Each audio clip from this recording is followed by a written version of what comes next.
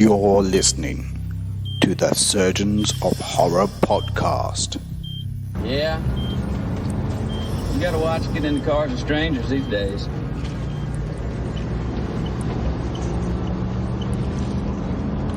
I heard about an old man once, picked up a little girl on the side of the road, chopped both her arms off, stuffed her in a culvert, left her for dead.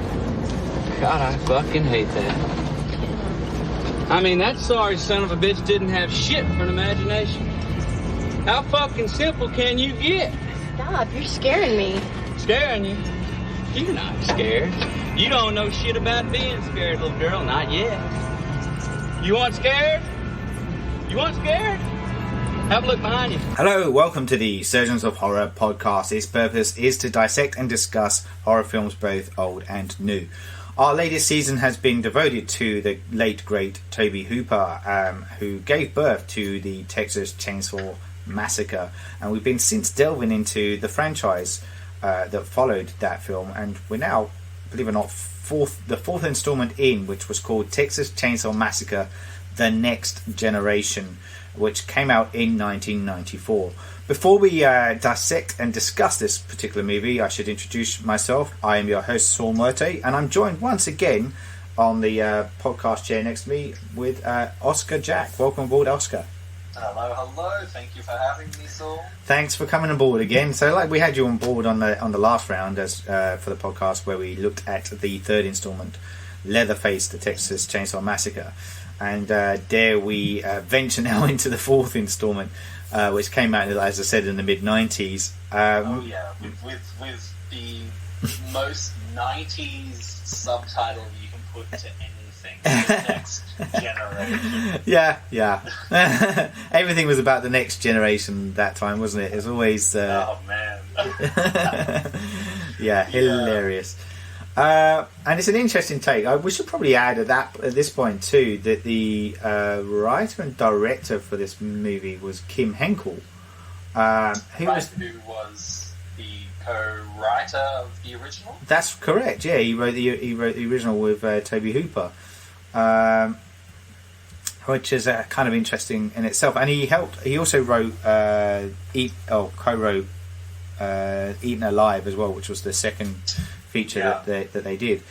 Not a lot else in between. So like he pops up now to kind of rejuvenate the franchise with his depiction of where he believes the Leatherface family then will see themselves next.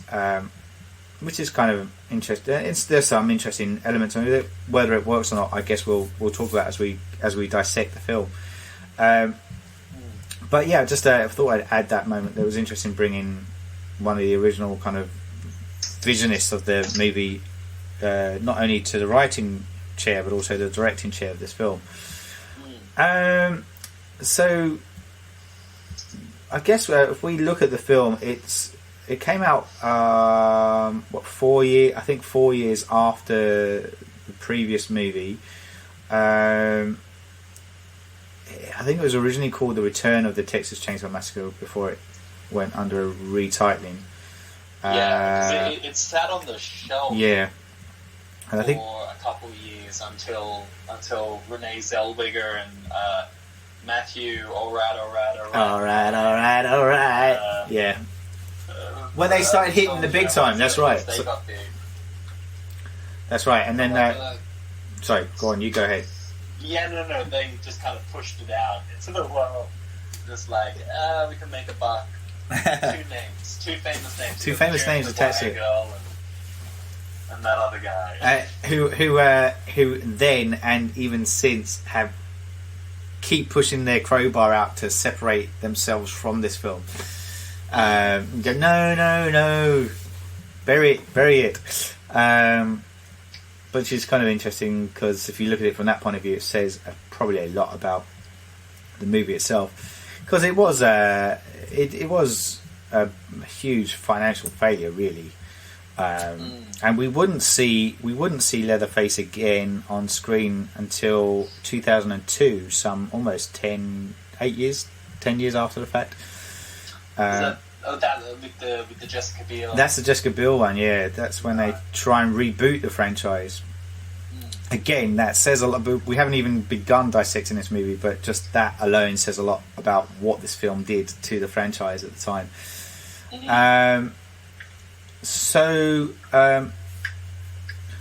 Excuse me. So, I'm just trying to see if there's anything else I need to say before we then go into it. No. Okay, cool. So we what do you feel about the opening of this film? Because we essentially join these 4 teenagers. It's crazy. Yeah. This is like the script in this one is just insane. I kind of didn't realize. Well, it felt like the beginning. But they're at prom. Yeah, that's right. Yeah. Like, it doesn't start with a horror thing. It literally feels like something that does and should have the subtitle "The Next Generation." Whenever you see a really bad movie, I feel like there should be something dreamlike about whether it's the acting or the dialogue, some combination of the whole thing. It should be just like bizarre, the kind of thing where you turn to the person you're with and just be like, what are we watching?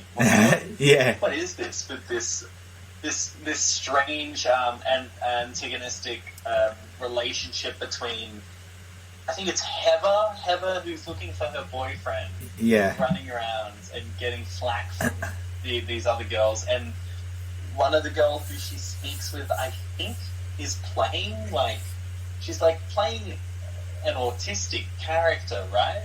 There's this one girl wearing the red dress that she's kind of not making eye contact and saying she's got real weird delivery. Yeah. Very, very bizarre. And then Heather finds her boyfriend making out behind a pillar. Yeah. Outside. And then I have no idea why they go to how they end up at the house. Honestly, I know. Yeah, they get in the car. They get in the car, and he's talking about it's really awful. Awful, stupid guy saying things that it's a medical. You'll get prostate cancer. Yeah, if you don't have sex. I know. Saying blue balls causes prostate cancer. That's it. Which is debunked by Renee Zellweger and her boyfriend. Yeah, that's right. Who pop up in the back of the yeah. That's exactly it. Yeah. They just pop up. It's so strange. Yeah. Yeah, there's some. This is an odd movie. It really is. It really is an odd dodging the bullet a little bit, because I didn't really know how to enter this film without talking about it, without kind of seeing your take on it first. Because it is really odd. It just even when you're watching it, you're going, oh right, so you want us to follow these 4 people? Because you're right, because there's another character, isn't there, at the beginning too? But then the autistic, the one that you said, the autistic girl, but she doesn't crop up again. No, she's literally just there for one interaction. To offer her comments on the teacher, and that's kind of and that's it really. Yeah. It's really odd. But yeah, so then but we follow that. So we have the ditzy kind of girl character, the jock character. The ditzy character, who is my hero, has some of the worst lines I've ever seen. I just kept on I couldn't stop laughing almost every time she opened her mouth. Yeah. And all props to her, because she's killing what she's been given. She really is. Yeah. Absolutely. Yeah. Go on. Yeah. Sorry. Yeah. Dreamlike. She's like an apparition. She's just more than Earth. Yeah. She's I'm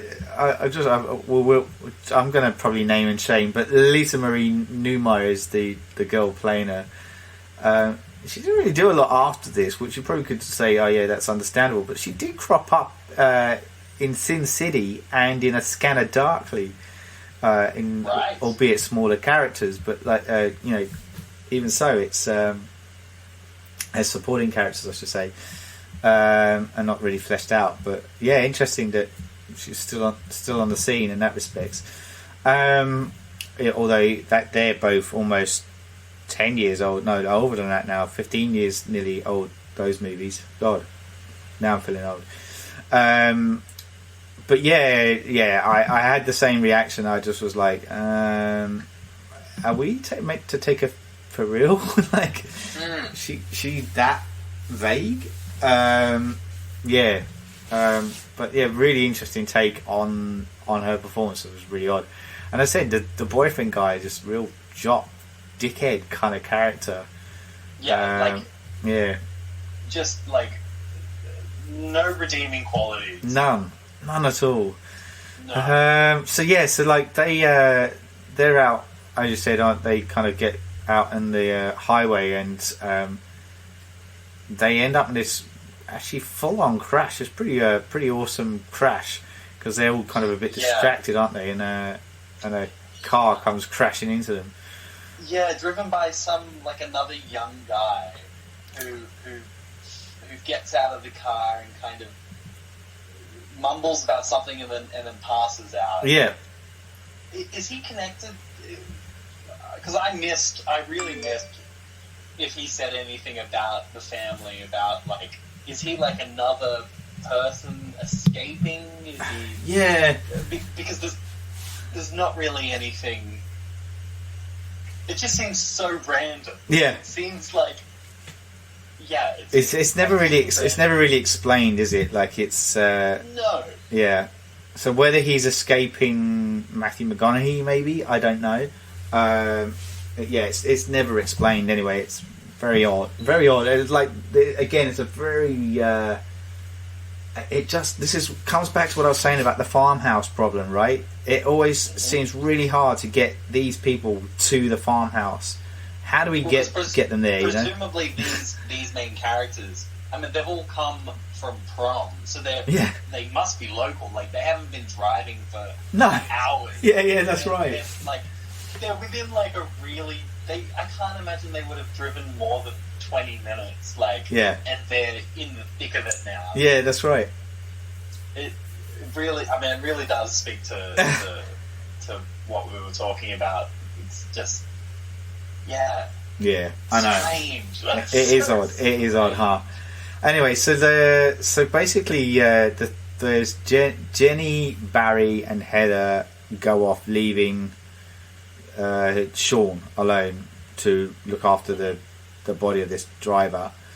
And the other three go off and they come across this real estate office, and they get this woman, Darla, in there, who's every definition of a New York broad kind of character, very kind of brassy kind of character. Very 90s. Very 90s, yeah. Very 90s. And the real estate office is across the road from the petrol station. That's right.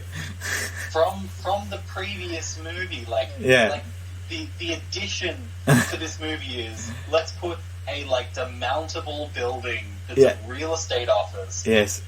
Across from the creepy Harbinger gas station. Yeah, that's it. It's like, oh, where was that before?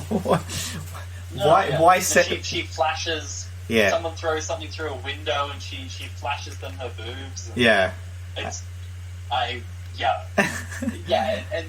a character who couldn't scream she's evil enough. No. With calling up and being like, we've got some kids who just ran in here. Yeah. You come now. No one. This isn't a red flag. No, that's right. They're happy to just sit there and go, yeah.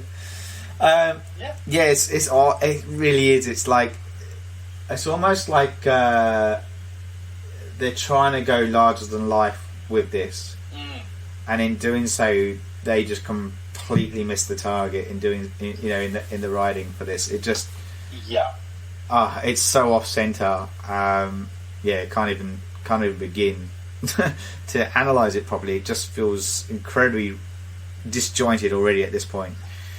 I'll save my. I've got a specific thought about that, but I'll wait till a bit later. Yeah, wait till we get through that. Yeah, sure. Okay, so the three are at this place, and we get the introduction to the Vilma character, which is Matthew McConaughey. He turns up in his pickup truck at where the accident has occurred, and he basically turns up and he just breaks the kid's neck, killing him. Because he kind of says, "Oh, he's dead," and the Sean character's like, "Are you sure?" He goes, and breaks his neck. Goes, "Well, he is now." So Matthew McConaughey's been incredibly eccentric at this point, and he doesn't really dial it back throughout the course of the film. And then he actually kind of runs over the body as well in his truck. Runs over. Is it Barry or Sean? Sean, yeah, that's right. Kind of just backs over him. Starts chasing him down. Yeah. And runs him over several times. Keeps on going back and forth. That's right. So he essentially kills off the Sean character, who I guess was he was a bit of a bland character, but at least he was a bit more interesting than the other two. In the sense that he could have been a bit likable, but they decided to kill him off quite early on. So I don't know what that says about their direction. But anyway, so the Sean character gets killed off, and then we join the three survivors who leave the estate agent's place, but they get separated because Barry and Heather decide to chase a passing car. Down this kind of towards this derelict farmhouse, and then Jenny's character is kind of left on her own. But then Barry and Heather gets separated. Hold on. I can't even recall. I literally watched this one this morning. Yeah, right. I can't recall how they get split up, but they get split up. They get split up. Yeah, I immediately watched this a few days back, but it's. Yeah, I'm struggling to have... Walking through it. In any case, Heather somehow is locked in the house. She gets locked in the house, so with Leatherface. That's right. So he grabs her in and then Barry's outside. And this is like distressing when Leatherface is like dragging Heather through the house. Yeah, like that feels. It feels dangerous. It feels like in a way of like a low budget movie sometimes do, where like he's just still a big guy and just kind of pulling her through, and she's just flailing her body around. That was kind of the one moment in the movie where I was just like, ugh, like. Yeah. Then it kind of undercuts it because he drags her over to like the meat cooler. Yeah. Puts her in, closes the door, and then goes to walk away, and the door opens. Yeah. It's not locked, it's not latched. He just keeps on doing that until he throws something big. Yeah, on top. You're right. It got to weigh her down. Yeah, it got ridiculous. You're right. I thought I went down. I had exactly the same reaction to you because she is literally thrown around the house like a piece of meat as he leads her into where the meat freezer is, and you do watch it going, Jesus Christ, he's really throwing her around. It's really hard to watch, and then it destroys it by this comedy bit right at the end. You just go, right, okay, what was the point of that? Then we get Barry's outside the house, and he gets he bumps into the Walter Edward Slaughter character, who's another member of the family. So he's kind of like, I kind of got that. I originally thought he was the brains behind the group when I was first watching it. He seems to be the one that has a bit of a plan associated with it, but he gets undermined by how unhinged Matthew McConaughey's character is. Totally. So that kind of was a bit of an interesting dynamic between those two, trying to battle for the alpha male kind of character of the family, which even then gets outweighed when we get the other dude that turns up later on, but we'll get to him in a sec. But Barry, like at gunpoint, goes into the house. Yeah. and then just really casually goes into the bathroom and, you know, has a piss. Yeah. Then he turns, like, in this incredibly creepy room, like the windows are all like covered in what kind of looks like leather, you know, it looks like patches of Yes. of skin, you know, the whole thing looks creepy, and it's not until he turns around and then sees a dead body in the bathtub. Yeah. He starts freaking out. He runs out into the hallway and then is almost immediately clonked on the head by Leatherface. Yeah, that's right. Who keeps on being referred to in this movie as, like, first name Leather. Yeah. They keep on calling out, Hey, like, Leather. like, Leather, come in here. It's like, okay.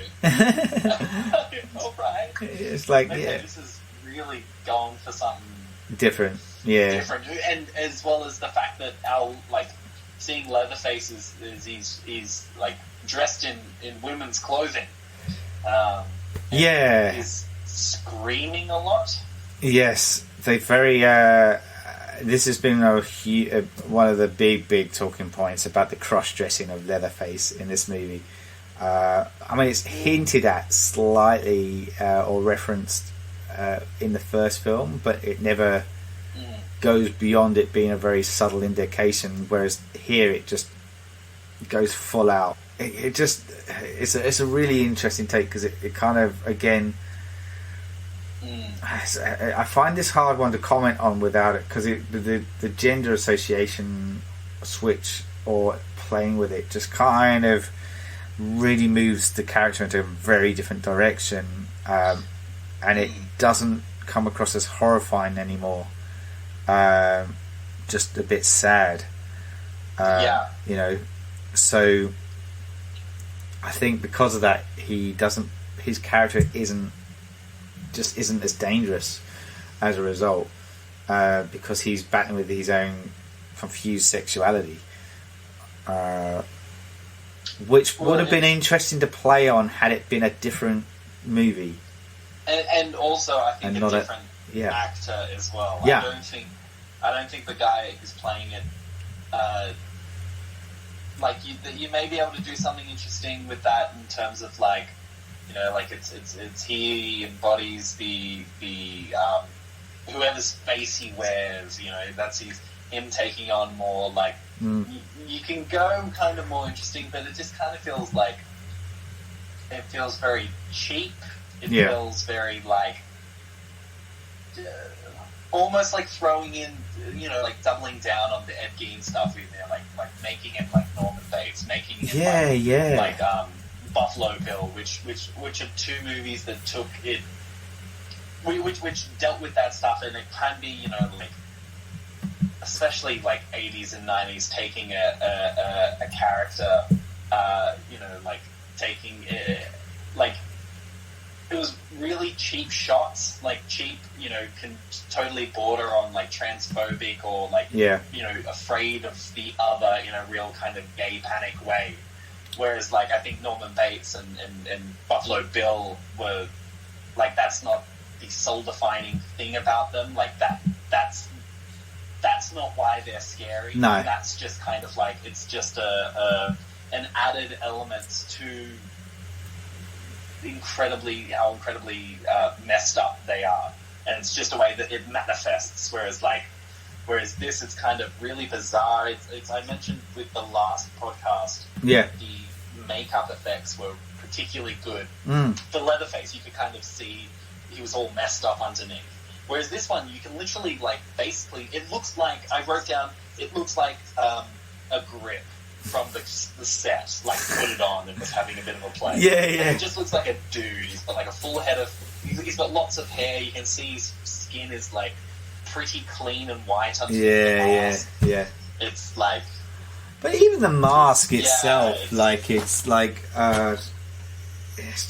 just is it looked really cheap, you know. It just looked like a little bit of polystyrene kind of thing, and it's just like I can't help but keep going back to the original of, like, what made it so good was that it was this gritty, dirty kind of film, and, you know, it felt like it creeped all over your body and your skin of how immersed these characters ended up being into this labyrinth of despair that they found themselves in.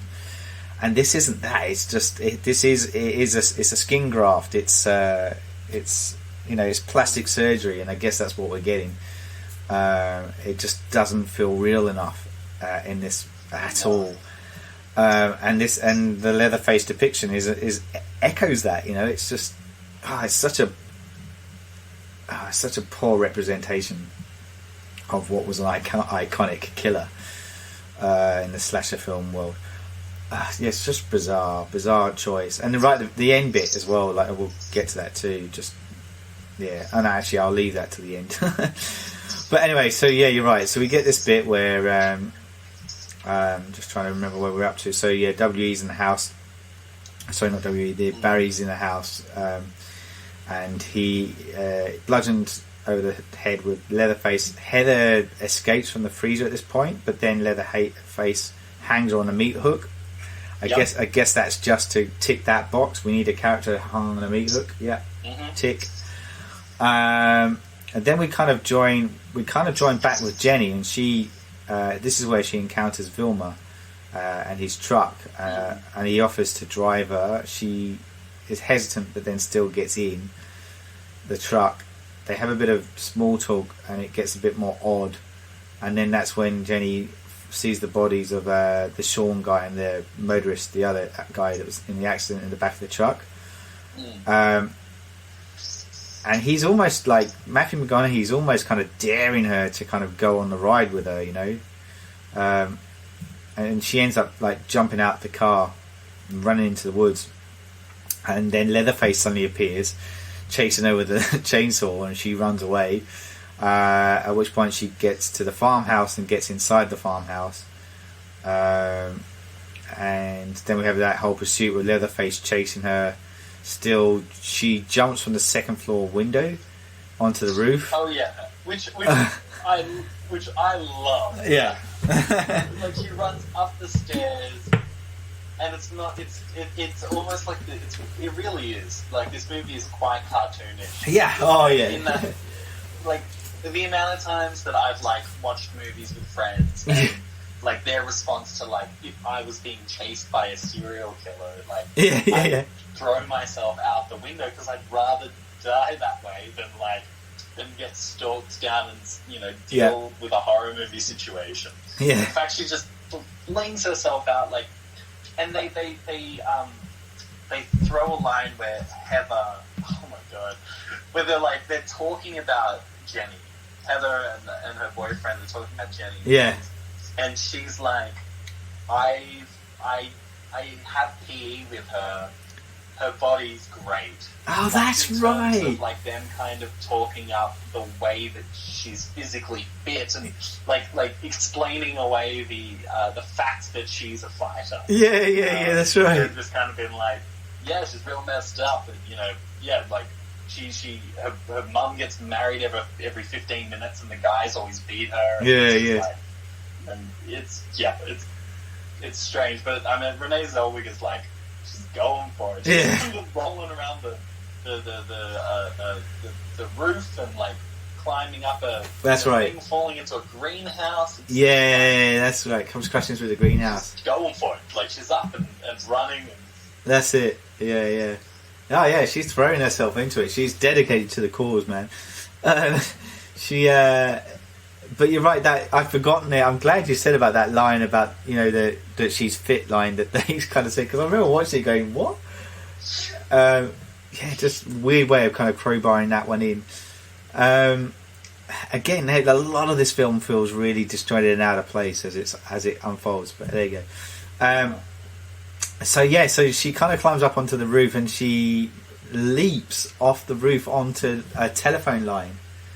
And that's when Leatherface cuts it with his chainsaw, and she then falls through into the greenhouse below. And then she somehow gets out of that, and she ends up back at Darla's real estate office. And there's this whole bit where Darla then kind of is comforting her, but the W.E. character arrives, and then that's when Jenny realizes that Darla's actually in on the penny drops that Darla's in on it, and then that's when they get forced her back into the truck, the trunk of the car, don't they? And tie her up, and then there is an interesting bit where Darla then just decides to go and get pizza on the way to the farmhouse, and the pizza guy is saying, "What's that noise?" And she's like, "Oh, I got a body. I got a body." Yeah, that's right. Up back there. Yeah, do you want to come and see? And he's like, maybe next time. I don't think I can get off my shift. It's just like, anyway. This is maybe my favorite part of the movie. Yeah, go on. Like her going to pick up pizza. Yeah.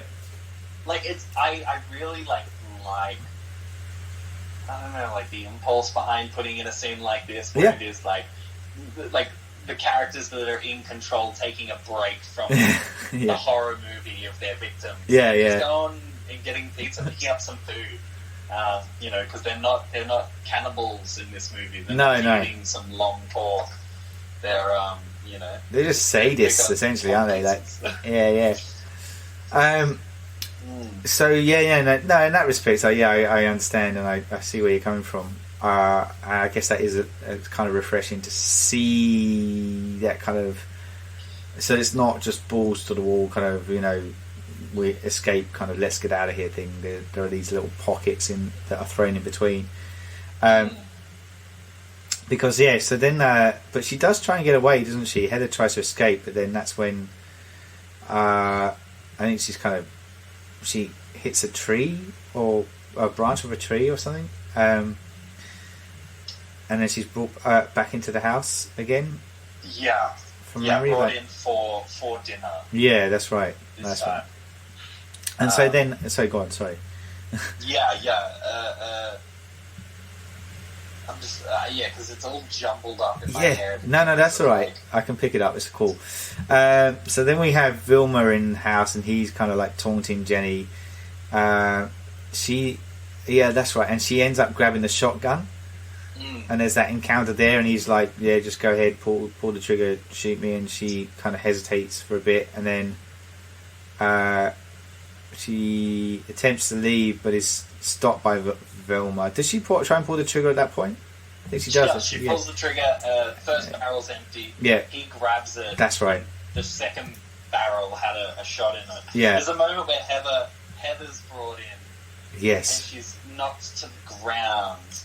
And Jenny's telling her, that's tell right. her, get up, we need to go. And Heather, lifts up her head, kind of, looks there, and then gently puts her head back down. It's a real, 5 more minutes. Yeah. 5 more minutes. Yeah, I'll get up in a minute. A little bit longer, I'm going to have a snooze.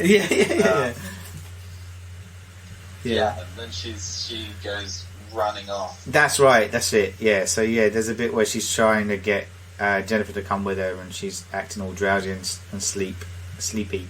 And then she's taken back inside. This is really weird bit, right? Yeah, so she's they bring her back inside essentially, and they're kind of getting ready for the dinner thing again. And this is where Darla then reveals how Vilma once worked for this secret organization, the same people who killed JFK. Yes. Just to add a little bit more bizarre, just when you didn't think it was going to get bizarre enough. You start talking about Illuminati. Yeah, that's right. Yeah. And then so Jenny gets taken to the dinner table. She's got all these corpses of the Sawyer family around her. This is where Leatherface is in complete drag outfit when he turns up. And then Vilma then kind of callously tells Jenny that Leatherface has plans to take her face essentially. Then this is the bit that gets weird, really weird. This guy Rothman appears, who I guess he's like this man in black kind of character. So this is where they try and tie in this secret society kind of thing. And he kind of appears on the scene, and he chastises Vilma his actions and saying, very you've been very silly. yeah, and like it's almost like he's in control, or like this organization are willing to let these guys have their, you know, play around and kill these people, but it has to have some kind of plan behind it, and it's never really revealed what that is. And the whole fact of because he goes on to this big thing where he's like, you need to show these people the true meaning of horror. Yeah. Very silly, very silly. Like, it does feel like a very self-aware moment. Yes. But then when he's like, you need to show the true meaning of horror, like, they don't. No. Like, if you had this kind of bizarre kind of movie where it was like, where it was very silly, and it got to this moment where this character kind of comes in, and it's just like, stop it. You know, you need to be a horror movie. Yeah. Instead of whatever this has been. Yeah. But like, and if they followed that up with like a third act that was just like, real terrifying. Because at this point, Jenny's like scolding, you know, chastising Leatherface. Like, putting him down, and like, basically she's very confident and standing up and kind of like, I'm getting out of here. Yeah, that's right. And they're all just kind of like listening and letting, and it's it doesn't get particularly less silly. No, it doesn't. So there's that. So go on. Oh no, and I just wanted to bring up, there was a moment we missed in the kitchen before the big proper dinner scene. Yeah. Where Jenny gets a hold of Matthew McConaughey's leg. Remote. Yeah, in this one he has the leg brace that Leatherface has had. That it's mechanized. It's almost like a you know, like a mech suit. Yes, it is. Yeah. And he has his own remote, she has a remote, and they're literally just like having a remote war. That's right. Like, just kind of like spasming on the ground. Yeah. That's hilarious. It's such a hilarious scene. It's it's pretty woeful. Yeah, you're right. It's this mechanized leg that for some reason has a remote for it. Why does it need a remote? I have no idea. That beats me. Yeah, but yeah, they have this kind of remote war off scene. Yeah, very odd. So then to kind of cut to where they're at now, this dude then he goes off, doesn't he? After the Rothman character buggers off to leave them to their devices. At which point,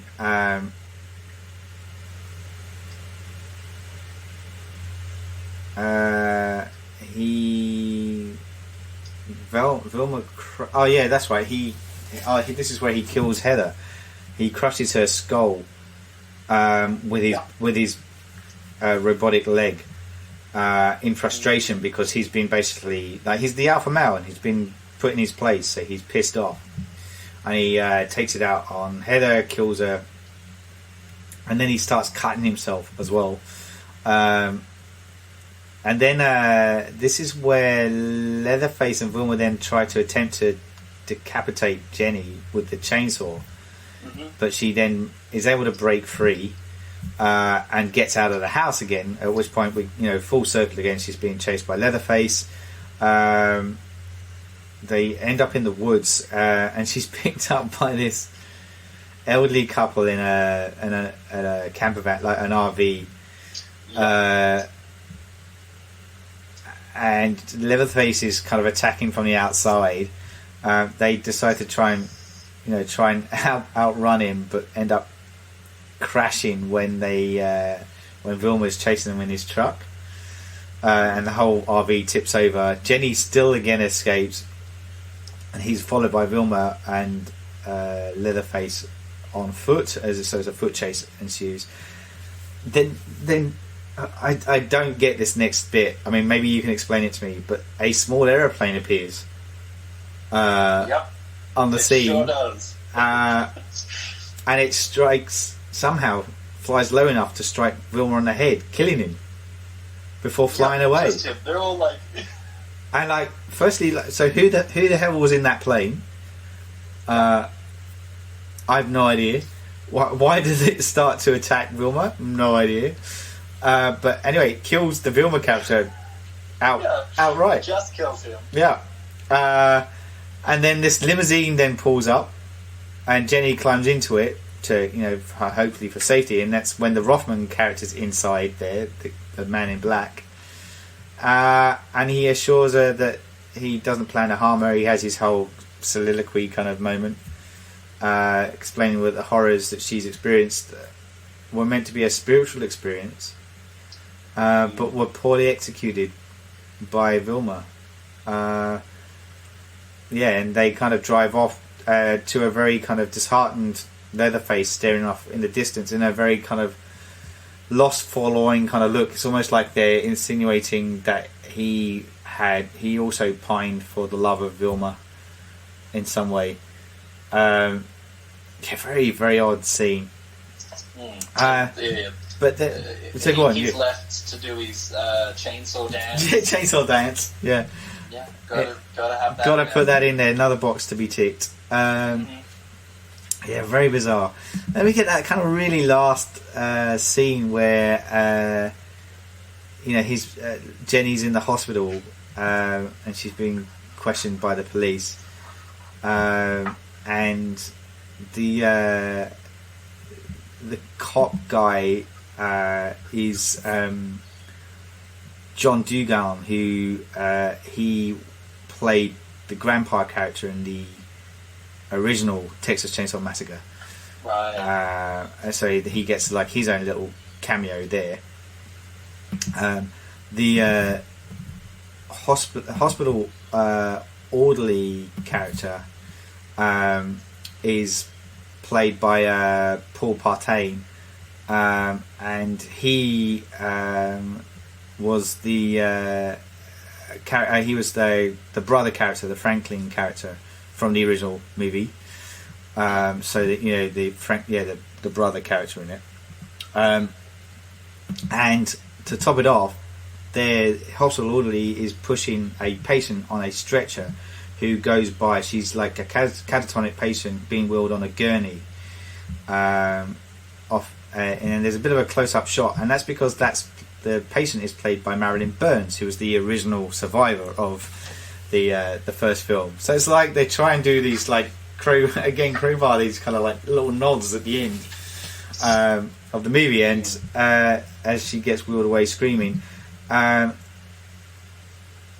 Before we then like cut to the scene with Vilma's death, and that's when we get Leatherface still swinging his chainsaw around screaming, and that's when the film ends. Yeah, wow, interesting. So my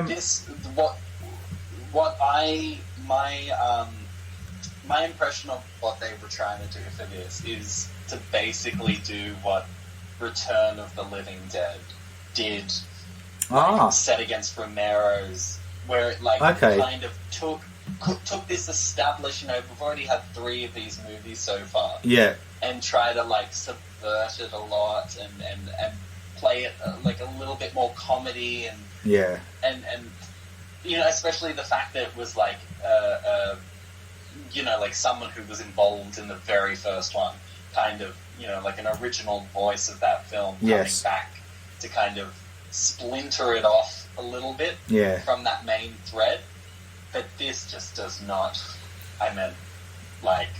doesn't hold a candle to what Return of the Living Dead did. Like, this is just kind of really bizarre, and it's really like, it just doesn't work. No. But it's funny, especially watching like a certain movie semi-recently that also had a third act reveal of like Illuminati secret society. Oh yeah. I'm sure M. Night Shyamalan had no influence. But who knows? Yeah, who knows with that guy? Yeah, was he around then? How old were you been then? Anyway, he would have been around. Yeah. Making movies. So, it's really bizarre, isn't it? Because like you got the whole, as you're saying, this secret Illuminati thing that was kind of installed into the film, and it's interesting that a lot of the franchises that seem to go that route. I'm thinking of off the top of my head that Halloween did that with The Curse of Michael Myers, which was the 6th film, which had this kind of like the doctors there were also kind of part of this cult, and they were using stuff to kind of control Michael Myers a little bit. So it's interesting that it would have been around the same time frame, I think, as well. So that they were kind of going with this element. Very odd. And then and the other thing is just like Henkel, the writer, so Kim Henkel, I felt like he was trying to do a bit of a parody of his own work, you know, and play it up and take the piss a little bit. And it's interesting that he chose to do that, because this is exactly what Hooper did in the second one, and that didn't work either, you know. Like, so what, I don't know what they're saying there, like why both of them chose to go in this kind of very satire kind of parody versions of these movies, you know, the original movie. It's just a bit bizarre. And that throw in the fact that, you know, the whole cross-dressing of Leatherface in there too, it just kind of fell flat on its face a little bit as a result, and just didn't work at all. And that, you know, they knew it was a dead duck, and as we said earlier on, they tried to resurrect it a little bit when Renee Zellweger, because like 2 years later she would be in Jerry Maguire, and 2 years later from this film as well, Matthew McConaughey started kind of making the scene with Lone Star and A Time to Kill, and started to kind of make a bit more impact. So they were, you know, becoming a bit more known names at this point. And they try and flog a dead horse with it off the back of their elevated careers. But yeah, like really, really odd mix. It feels like a lot of it was trying to rehash some of the original, but trying to pepper it with these quirky characters that just don't gel within that world. You know, we always said, like Ant and I have always kind of looked at sequels like, you know, that it has to have some of the original, what made the original good, but enough of a difference to mark the film as its own, so it can stand alone in its own right. And it feels like it does neither of these things. No. Yes, in a really, really bad way. So I apologise for subjecting you to that film. But I value your insight all the same. I'm glad I've got that in my lexicon. Yeah.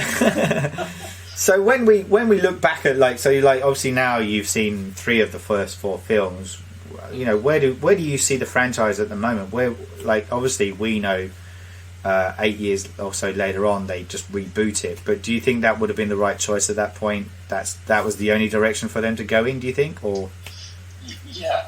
Well, it's interesting because I don't think,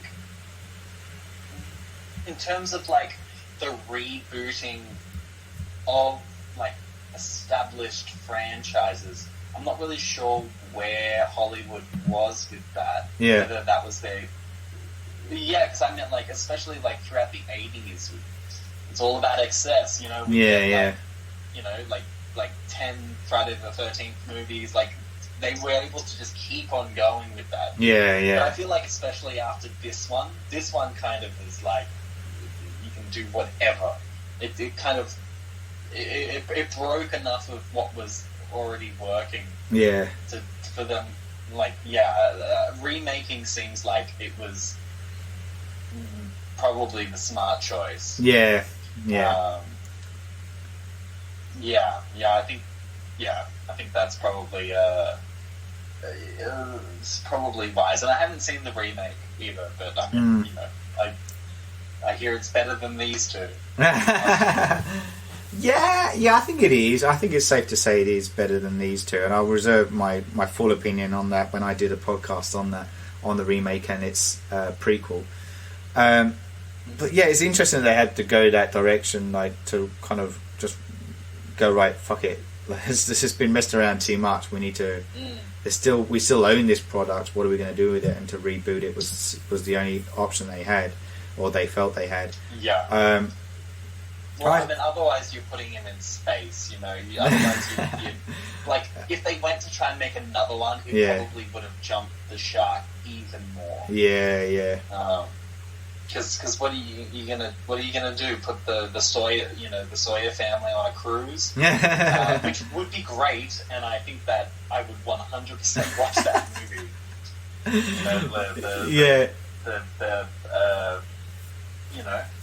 The Honolulu Chainsaw Massacre. Take them somewhere tropical. Take them somewhere else. Yeah, sunny climates of the Caribbean.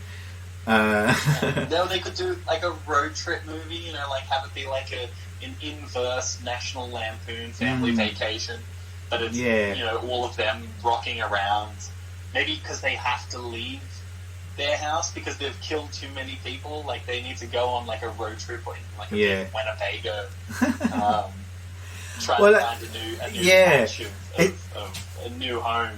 It's interesting because I kind of like.